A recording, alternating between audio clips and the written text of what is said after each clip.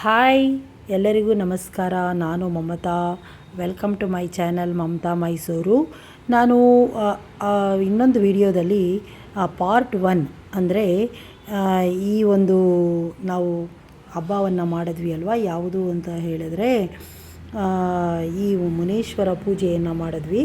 ಆ ಮುನೇಶ್ವರ ಪೂಜೆಯ ಕೆಲವು ಇದನ್ನು ಪಾರ್ಟ್ 1 ಮಾಡಿದೆ. ಹೀಗೆ ಪಾರ್ಟ್ 2ನಲ್ಲಿ ಅದು ಯಾವ ರೀತಿ ನಾವು ಆಚರಣೆ ಮಾಡಿದ್ವಿ ಅನ್ನೋದನ್ನು ಹೇಳ್ತೀನಿ. ಅದಕ್ಕಿಂತ ಮೊದಲು ನಾನೇನೆಂದರೆ ಒಂದು ಸ್ತೋತ್ರ ಇದೆ.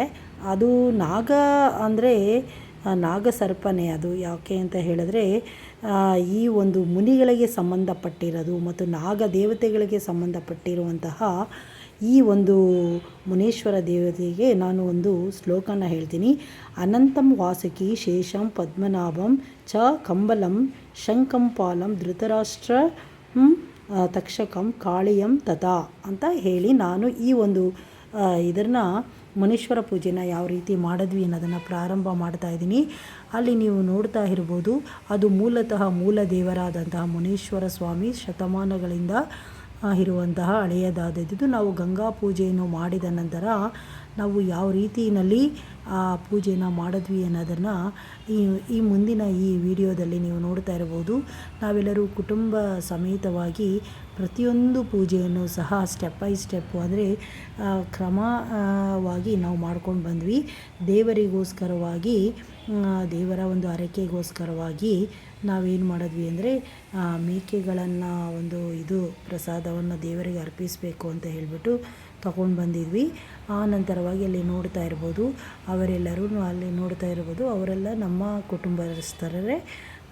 ನಂತರ ನಾನು ದೇವಸ್ಥಾನದ ಮುಂದೆ ಇರುವಂತಹ ತ್ರಿಶೂಲಕ್ಕೆ ಪೂಜೆಯನ್ನು ಮಾಡಿ ಅಲ್ಲಿರುವಂತಹ ದೇವತೆಗಳು ಇನ್ನೂ ಬೇರೆ ಬೇರೆದೆಲ್ಲ ಇತ್ತು, ಅದಕ್ಕೂ ಸಹ ನಾನು ಪೂಜೆಯನ್ನು ಸಲ್ಲಿಸಿದೆ.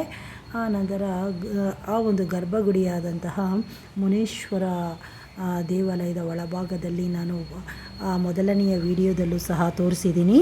ಈಗೂ ಸಹ ಅದರ ಒಂದು ದೇವನಾದಂಥ ಮುನೇಶ್ವರನನ್ನು ತೋರಿಸ್ತಾ ಇದ್ದೀನಿ ನೋಡಿ. ಈ ರೀತಿ ನಾವು ಮುನೇಶ್ವರ ಪೂಜೆಯನ್ನು ನಾವು ಮಾಡಿದ್ದು. ಮತ್ತು ಅದನ್ನು ಮಾಡಬೇಕಾದ್ರೂ ಸಹ ಕೆಲವು ಕ್ರಮಗಳು ಇರುತ್ತೆ. ಮುನೇಶ್ವರ ಸ್ವಾಮಿಗೆ ನಾವು ಯಾವ ರೀತಿ ಮಾಡಿದ್ವಿ ಅನ್ನೋದನ್ನು ಅಲ್ಲಿ ಪೂಜಾ ಸಮೇತವಾಗಿಯೂ ಸಹ ಹೇಳ್ತಿದ್ದೀವಿ. ಅಂದರೆ ಕುರಿ, ಕೋಳಿ ಇದೆಲ್ಲ ಸಾಮಾನ್ಯವಾಗಿ ಈ ದೇವತೆಗಳಿಗೆ ಅರ್ಪಣೆಯನ್ನು ಮಾಡುತ್ತಾರೆ. ಅದೇ ರೀತಿಯಲ್ಲಿ ನಾವು ಸಹ ಅದಕ್ಕೆ ಪೂಜೆಯನ್ನು ಸಲ್ಲಿಸಿದ್ವಿ. ನಾವೆಲ್ಲರೂ ಸೇರಿ ಸಹ ಮನೆಯವರೆಲ್ಲರೂ ಸೇರಿ ಪೂಜೆಯನ್ನು ಮಾಡ್ತಾಯಿದ್ದೀವಿ. ಅಲ್ಲಿ ಸುತ್ತಮುತ್ತ ಇರೋರು ಸಹ ನಮಗೆ ಅಲ್ಲಿ ಸುತ್ತಮುತ್ತ ಕರಿಕಲ್ ದೊಡ್ಡಿ ಆಗಿರ್ಬೋದು, ಎಡತೂರು ದೊಡ್ಡಿ ಆಗಿರ್ಬೋದು, ಅಲ್ಲಿರುವಂಥ ಎಲ್ಲ ಜನರು ಸಹ ಬಂದು ನಮಗೆ ಆ ಒಂದು ಪೂಜೆಯಲ್ಲಿ ಪಾಲ್ಗೊಂಡಿದ್ದರು. ಮತ್ತು ಅದಕ್ಕೆ ಬೇಕಾಗುವಂತಹ ಕೆಲವು ನಿಯಮಗಳಿರತ್ತೆ. ಆ ನಿಯಮಾನುಸಾರವಾಗಿ ಪೂಜೆಯನ್ನು ಯಾವ ಥರ ಮಾಡಬೇಕು ಅಂತ ಹೇಳಿಬಿಟ್ಟು ನಮ್ಮ ಕುಟುಂಬದ ಮುಖ್ಯಸ್ಥರಾದಂತಹ ನಮ್ಮ ಹಸ್ಬೆಂಡ್ ಇದ್ದಾರಲ್ಲ, ಅವ್ರ ಚಿಕ್ಕಪ್ಪ ಸಹ ಅದ್ರ ಬಗ್ಗೆ ಎಲ್ಲನೂ ಸಹ ಕೂಲಂಕಷವಾಗಿ ಹೇಳಿಕೊಟ್ರು. ಅದೇ ಪ್ರಕಾರವಾಗಿ ನಾವು ಪೂಜೆಯನ್ನು ಸಲ್ಲಿಸೋದಕ್ಕೆ ಅದಕ್ಕೆ ಬೇಕಾಗುವಂತಹ ವಿಧಿವಿಧಾನಗಳಿರುತ್ತೆ. ಆ ವಿಧಿವಿಧಾನದ ಪ್ರಕಾರವಾಗಿ ಅದಕ್ಕೆ ನೀರಿನಲ್ಲಿ ಪ್ರೋಕ್ಷಣೆಯನ್ನು ಮಾಡಿದ್ವಿ, ಆಡು ಇದೆಲ್ಲ ಮೇಕೆಗೆ. ಆ ನಂತರಕ್ಕೆ ಅದಕ್ಕೆ ಬೇಕಾಗುವಂಥ ಅರಿಶಿಣ ಆಗಿರ್ಬೋದು, ಕುಂಕುಮ ಆಗಿರ್ಬೋದು, ಅದನ್ನೆಲ್ಲ ಅರ್ಪಣೆ ಮಾಡಬೇಕು. ಅದು ಏನಂದರೆ ಈ ಆಡನ್ನು ನಾವು ದೇವರಿಗೆ ಅರ್ಪಿಸಬೇಕಾದ್ರೆ ಅದಕ್ಕೆ ನೀರನ್ನು ಹಾಕ್ತೀವಿ. ಅದಕ್ಕೆ ಪ್ರೋಕ್ಷಣೆಯನ್ನು ಮಾಡಿ ಅದಕ್ಕೆ ಪೂಜೆಯನ್ನು ಮಾಡಿ ದೇವನಿಗೆ ಅರ್ಪಿಸೋದು. ಅದು ಯಾಕೆ ಅಂತ ಹೇಳಿದ್ರೆ ಮುನಿಗಳಿಗೆ ಅಂದರೆ ಮುನೀಶ್ವರನಿಗೆ ಇದೇ ರೀತಿ ಪೂಜೆಯನ್ನು ಮಾಡೋದು. ಯಾಕೆಂದರೆ ಅದು ಹಾಡು ಅದರ ತಲೆಯನ್ನು ಒದರಬೇಕು. ಅಂದರೆ ನೀರು ಹಾಕಿದ ನಂತರ ಅದಾದ ನಂತರವೇ ನಾವು ಅದರ ಅಡುಗೆಯನ್ನು ಸ್ಟಾರ್ಟ್ ಮಾಡಬೇಕಾಗತ್ತೆ. ಅದಕ್ಕಿಂತ ಮೊದಲು ಅದು ಹಾಡು ಏನಾದರೂ ತಲೆಯನ್ನು ಅದು ಒದರಲಿಲ್ಲ ಅಂತ ಹೇಳಿದ್ರೆ ಅದನ್ನು ನಾವು ಅರ್ಪಣೆ ಮಾಡೋದಿಲ್ಲ. ಅದು ತುಂಬ ಹೊತ್ತು ಕಾಯ್ದುಬಿಟ್ಟು ಎಲ್ಲರೂ ಸೇರಿ ಅದರ ತಲೆಗೆ ನೀರನ್ನು ಹಾಕಿದ್ವಿ. ನೋಡ್ತಾ ಇರ್ಬೋದು, ಅಲ್ಲೆಲ್ಲರೂ ನಿಂತಿರೋರೆಲ್ಲರೂ ಸಹ ನಮ್ಮ ಫ್ಯಾಮಿಲಿ ಮೆಂಬರ್ಸೇ. ಈ ಸೈಡ್ ಇರೋರು ನಮ್ಮ ಚಿಕ್ಕಪ್ಪ ಮತ್ತು ಈ ಸೈಡ್ ಇರೋರು ಸಹ ನಮ್ಮ ಹಸ್ಬೆಂಡ್ ಇದ್ದಾರಲ್ಲ ಅವರ ಮಕ್ಕಳು ಮತ್ತು ನನ್ನ ಮಗ, ಇವರು ಎಲ್ಲರೂ ಸಹ ಇದ್ದಾರೆ. ಇದರಲ್ಲಿ ಏನಂದರೆ ಅಲ್ಲಿ ಇದೀವಲ್ಲ, ನಾನು ಮತ್ತು ನಮ್ಮ ಹಸ್ಬೆಂಡ್ ಇಬ್ಬರೂ ಸಹ ಕಪ್ಪಾಗಿರುವಂತಹ ಒಂದು ಮೇಕೆಗೆ ನೀರನ್ನು ಪ್ರೋಕ್ಷಣೆಯನ್ನು ಮಾಡಿದ್ವಿ. ಮಾಡಿ ತದನಂತರ ಅದಕ್ಕೆ ಪೂಜೆ ಯಾವ ರೀತಿ ಮಾಡಬೇಕು ಅನ್ನೋದನ್ನು ಸಹ ನಾವು ಅವರು ಹಿರಿಯರಿದ್ದಾರೆ, ಅವರು ಹೇಳಿಕೊಟ್ರು. ಅದರ ಪ್ರಕಾರವಾಗಿ ಎಲ್ಲರೂ ಸೇರಿ ಪ್ರತಿಯೊಬ್ಬರು ಅಲ್ಲಿರೋರೆಲ್ಲರೂ ಸಹ ಹಾಡಿಗೆ ನೀರನ್ನು ಹಾಕ್ತಾಯಿದ್ರು. ಅದನ್ನು ಅರ್ಪಣೆಯನ್ನು ಮಾಡುವ ರೀತಿಯೇ ಅದೇ ಥರ ಇವರು ಸಹ ನಮ್ಮ ಹಸ್ಬೆಂಡ್ ಇದ್ದಾರಲ್ಲ, ಅವ್ರ ಕಡೆ ಇರೋಂಥ ಅವರ ತಮ್ಮಂದಿರ ಮಕ್ಕಳು ಮತ್ತು ಅವರ ಸೊಸೆಯರು, ಅವರು ಸಹ ಅದಕ್ಕೆ ಬೇಕಾಗುವಂಥ ಪೂಜೆ ಪುನಸ್ಕಾರಗಳೆಲ್ಲ ಸಹ ಮಾಡಿದರು. ನಂತರ ಮೇಕೆಗೆ ನೋಡಿ, ಅಲ್ಲಿ ಮೇಕೆ ತಲೆಯ ಒಂದು ಕಿವಿ ಇದು ಸಹ ಅದರ ತಲೆಯ ಮೇಲೆ ನಾವು ಅರಿಶಿಣ ಕುಂಕುಮ ಹಾಕಿ ನೀರನ್ನು ಹಾಕಿ ಅದು ತಲೆಯನ್ನು ಅದು ಕದಡಬೇಕು. ಅಂದರೆ ಅದು ತಲೆಯ ಕಿವಿ ಎಲ್ಲವೂ ಸಹ ಕ್ಲೀನಾಗಿ ಇದಾದ ಮೇಲೆ ನಾವು ಅದನ್ನು ಪೂಜೆನ ಕಂಪ್ಲೀಟ್ ಆಗುತ್ತೆ. ಅದಾದ ನಂತರ ನಾವೇನು ಮಾಡ್ತೀವಿ ಅಂದರೆ, ಇಲ್ಲಿ ಪೂಜೆಯನ್ನು ಮುಗಿಸಿ ಆನೇಕಲ್ ಇರುವಂತಹ ಆ ರೋಡಲ್ಲೇ ಇರುವಂಥ ಇನ್ನೊಂದು ಮುನಿ ದೇವಸ್ಥಾನ ಇದೆ, ಅಲ್ಲಿ ನಾವು ಡಿನ್ನರ್ಗೆ ಅರೇಂಜ್ ಮಾಡ್ಕೊಂಡಿದ್ವಿ. ಯಾಕೆ ಅಂತ ಹೇಳಿದ್ರೆ, ಇಲ್ಲಿ ಜನರು ಬರೋದಕ್ಕೆ ಆ ಕೆರೆ ಹತ್ತಿ ರೂಟಲ್ಲಿ ಬರಬೇಕಾದ್ರೆ ತೊಂದರೆ ಆಗುತ್ತೆ ಅನ್ನೋ ಉದ್ದೇಶಕ್ಕೋಸ್ಕರವಾಗಿ ಇಲ್ಲಿ ಪೂಜೆಯನ್ನು ಮುಗಿಸಿ ನಂತರ ನಾವು ಇನ್ನೊಂದು ಮುನಿ ದೇವಸ್ಥಾನ ಇದೆ, ಅಲ್ಲಿ ಹೋಗ್ಬಿಟ್ಟು ನಾವು ಊಟದ ವ್ಯವಸ್ಥೆಯನ್ನೆಲ್ಲ ನಾವು ಇಟ್ಕೊಂಡಿದ್ವಿ. ಯಾವಾಗಲೂ ಸಹ ಈ ಮುನಿ ಪೂಜೆಯನ್ನು ಮಾಡಬೇಕಾದ್ರೆ ಬೆಳಗ್ಗೆ ಸ್ಟಾರ್ಟ್ ಮಾಡಬೇಕು. ಆ ನಂತರ ಸೂರ್ಯೋದಯದ ಮತ್ತು ಸೂರ್ಯ ಮುಳುಗುವ ಹೊತ್ತಿಗೆ ಅಷ್ಟರಲ್ಲಿ ನಾವು ಅದನ್ನೆಲ್ಲ ಮುಗಿಸ್ಬಿಡಬೇಕು. ಯಾಕೆ ಅಂದರೆ ನಿಯಮ ಇರೋದೇ ಅದೇ ಥರ. ಅದು ಮುನಿಗಳ ಪೂಜೆ ಆಗಿರೋದಿದ್ರೆ ಅದು ಸಂಚಾರಗಳು ನಡೆಯುತ್ತೆ. ಬಹಳ ಪವಾಡಗಳು ಸಹ ಈ ಒಂದು ದೇವಸ್ಥಾನದಲ್ಲಿ ನಡೆದಿದೆ. ಅದಕ್ಕೋಸ್ಕರವಾಗಿ ಸರ್ಪಗಳಾಗಿರ್ಬೋದು, ಮುನಿಗಳಾಗಿರ್ಬೋದು, ಅದು ಶಿವನ ಅವತಾರನೇ ಒಂದು. ಮತ್ತು ಒಂದು ಸರ್ಪ, ಅದರಲ್ಲಿ ಬೇರೆ ಬೇರೆ ರೀತಿಯ ಮುನಿಗಳೆಲ್ಲ ದೇವರುಗಳು ಇರ್ತಾರೆ. ಒಬ್ಬೊಬ್ಬರು ಒಂದೊಂದು ರೀತಿಯಲ್ಲಿ ಅದರ ಆಚರಣೆಗಳು ಕಂಡುಬರುತ್ತೆ. ನಾವು ತೊಟ್ಟಿಲು ಮುನೇಶ್ವರ ಅನ್ನೋ ಒಂದು ದೇವಸ್ಥಾನಕ್ಕೆ ಬಂದಿರೋದು.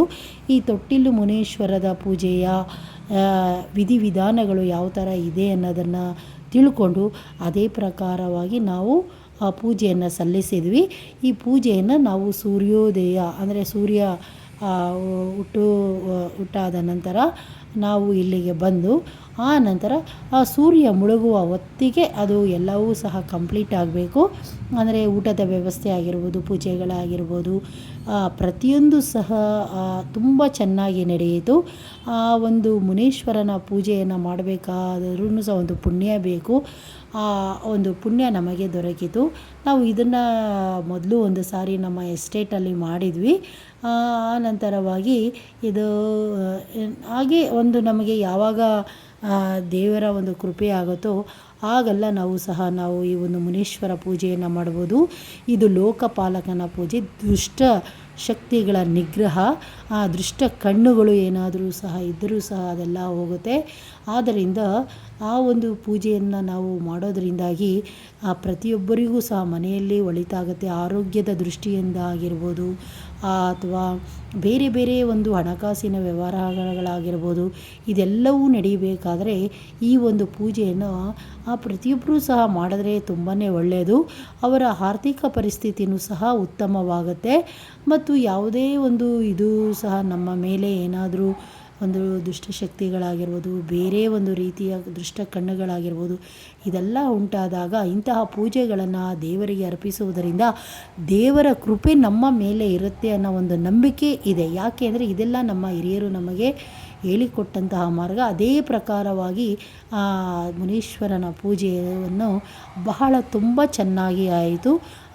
ಈ ಪೂಜೆಯ ನಂತರ ಸುತ್ತಮುತ್ತ ನೋಡ್ತಾ ಇರ್ಬೋದು, ನಮ್ಮ ಫ್ಯಾಮಿಲಿ ಮೆಂಬರ್ಸ್ ಎಲ್ಲರೂ ಸಹ ಅಲ್ಲಿ ದೇವಸ್ಥಾನದಲ್ಲಿ ಎಲ್ಲರೂ ಸಹ ಕೂಡಿ ನಾವು ಪೂಜೆ ಮಾಡಿ, ಮುನೀಶ್ವರ ಪೂಜೆಯನ್ನು ಯಾರು ಒಬ್ಬೊಬ್ಬರೇ ಮಾಡೋ ಹಾಗಿಲ್ಲ, ಅದು ಕುಟುಂಬ ಸಮೇತವಾಗಿ ಮಾಡಿ ತದನಂತರ ಪ್ರಸಾದವನ್ನು ನಮ್ಮ ಕುಟುಂಬಸ್ಥರಾಗಿರ್ಬೋದು, ನಮ್ಮ ಫ್ರೆಂಡ್ಸ್ ಆಗಿರ್ಬೋದು, ಅಥವಾ ಸುತ್ತಮುತ್ತ ಇರುವ ಜನರಿಗೆ ಎಲ್ಲರಿಗೂ ಸಹ ಊಟದ ವ್ಯವಸ್ಥೆಯನ್ನು ಮಾಡಿ ಅವರಿಗೆ ಆ ಊಟವನ್ನು ಅಥವಾ ಪ್ರಸಾದವನ್ನು, ದೇವರ ಪ್ರಸಾದವನ್ನು ಎಲ್ಲರಿಗೂ ಹಂಚುವುದು ಇದರ ಒಂದು ಪದ್ಧತಿಯಾಗಿರುತ್ತೆ. ಆದ್ದರಿಂದ ಇದು ತುಂಬ ಪವಾಡವಾಗಿರುವಂತಹ ಸ್ಥಳ ಅಂತಲೇ ಹೇಳ್ಬೋದು. ಶಕ್ತಿ ಇದೆ, ಮುನಿ ದೇವರುಗಳು ಓಡಾಡುವಂತಹ ಸ್ಥಳ ಆಗಿರುತ್ತೆ. ಯಾಕೆ ಅಂದರೆ ಇಂತಹ ದೇವತೆಗಳೆಲ್ಲವೂ ಸಹ ಬೆಟ್ಟ ಗುಡ್ಡಗಳಾಗಿರ್ಬೋದು, ಬಯಲು ಪ್ರದೇಶಗಳಲ್ಲಿ ಮಾತ್ರನೇ ಕಂಡುಬರೋದು. ನೀವು ಸಾಮಾನ್ಯವಾಗಿ ಬೇರೆ ದೇವಸ್ಥಾನಗಳೆಲ್ಲ ನಾವು ಸುತ್ತಮುತ್ತ ಗಣಪತಿ ಆಗಿರ್ಬೋದು ಎಲ್ಲವೂ ನೋಡ್ತೀವಿ, ಶಿವನ ದೇವಸ್ಥಾನಗಳೆಲ್ಲವೂ. ಆದರೆ ಮುನಿ ದೇವರನ್ನು ನಾವು ಯಾವಾಗಲೂ ಬಯಲು ಸೀಮೆಗಳಲ್ಲಿ ಅಥವಾ ಬಯಲು ಇರುವಂಥ ತೋಟಗಳು, ಗದ್ದೆಗಳು, ಬೆಟ್ಟ ಗುಡ್ಡಗಳು ಇಂತಹ ಪ್ರದೇಶಗಳಲ್ಲಿ ಮಾತ್ರನೇ ನಾವು ಆಚರಣೆಯನ್ನು ಮಾಡಬೇಕು. ಇಲ್ಲಿ ನೋಡ್ತಾ ಇರ್ಬೋದು, ಅದನ್ನು ಮುಗಿಸಿ ನಾವು ಇಲ್ಲಿ ಇನ್ನೊಂದು ಮುನಿ ದೇವಸ್ಥಾನವಿದೆ, ಅಲ್ಲಿ ನಾವು ಊಟದ ವ್ಯವಸ್ಥೆಯನ್ನು ಮಾಡಿಕೊಂಡ್ವಿ. ನಮ್ಮ ರಿಲೇಷನ್ ಆಗಿರ್ಬೋದು ಅವರೆಲ್ಲ ಬಂದಿದ್ದರು. ಎಲ್ಲರಿಗೂ ಸಹ ತುಂಬ ಚೆನ್ನಾಗಿ ಪ್ರಸಾದದ ವಿನಿಯೋಗವನ್ನು ಕೊಟ್ವಿ. ಈ ವಿಡಿಯೋ ಇಷ್ಟ ಆದರೆ ಲೈಕ್ ಮಾಡಿ, ಶೇರ್ ಮಾಡಿ. ನಂತರ ಎಲ್ಲ ಕಾರ್ಯಕ್ರಮಗಳೆಲ್ಲ ಮುಗಿಸ್ಕೊಂಡು ನಾವು ಬೆಂಗಳೂರಿನ ಕಡೆಗೆ ಪಯಣವನ್ನು ಮಾಡಿದ್ವಿ. ಒಟ್ಟಿನಲ್ಲಿ ನಮ್ಮ ಮನೆಯ ಒಂದು ದೇವರ ಪೂಜೆ ತುಂಬ ಸುಲಲಿತವಾಗಿ ತುಂಬ ಚೆನ್ನಾಗಿ ನಡೆಯಿತು. ಈ ವಿಡಿಯೋ ಇಷ್ಟ ಆದರೆ ಲೈಕ್ ಮಾಡಿ, ಶೇರ್ ಮಾಡಿ ಹಾಗೂ ಕಮೆಂಟು ಮಾಡಿ. ಈ ವಿಡಿಯೋ ನೋಡಿದ ನಿಮ್ಮೆಲ್ಲರಿಗೂ ಸಹ ತುಂಬ ಥ್ಯಾಂಕ್ಸ್ನ ಹೇಳ್ತೀನಿ. ತುಂಬ ಧನ್ಯವಾದಗಳು. ಓಕೆ.